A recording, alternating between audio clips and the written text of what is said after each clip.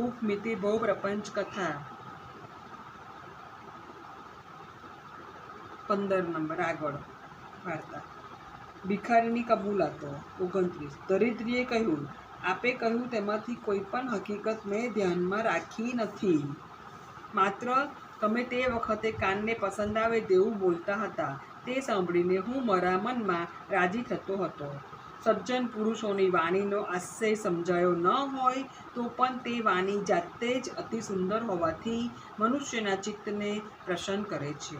બીજું, જ્યારે આપ બોલતા હતા ત્યારે મારી આંખો આપની સન્મુખ રહેતી હતી, પણ મારું મન બીજી જગ્યાએ ભટકતું હતું. તેથી આપ જે બોલતા હતા તે એક કાનમાં પેસીને બીજે કાનેથી બહાર નીકળી જતું હતું. મારા મનની એવી તદ્દન ખરાબ સ્થિતિ થવાનું તે એક વખતે એક કારણ હતું. તે વખતે મને જે બીક લાગતી હતી તેનો હવે નાશ થઈ જવાથી તે વખતે એવી સ્થિતિ મારા મનની થઈ હતી. તેનું જે કારણ હતું તે આપને કહેવામાં મને કોઈ વાંધો નથી. મારા મનની ચંચળ સ્થિતિનું કારણ આપ સાંભળો.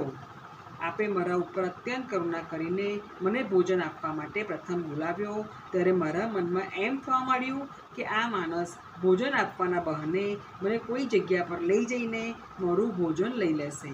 આવા વિચારને વશ થઈને હું તે વખતે તદ્દન મૂંઝાઈ ગયો હતો.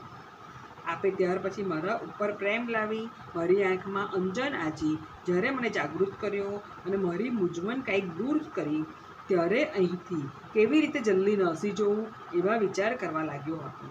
ત્યાર પછી આપ સાહેબે જ્યારે જળ પાઈને મારા શરીરને શાંત કર્યું અને મારી સાથે વાતચીત કરી ત્યારે મને કાંઈક તમારો વિશ્વાસ આવ્યો.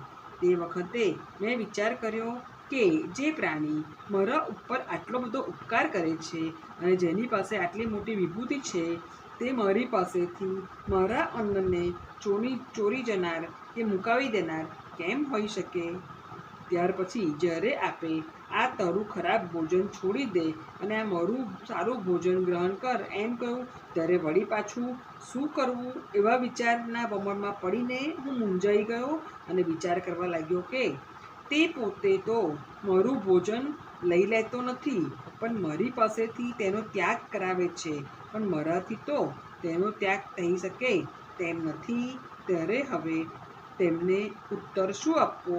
છેવટે મારું ભોજન મારી પાસે રહે અને આપનું ભોજન મને મળે એવી મેં આપને વિનંતી કરી.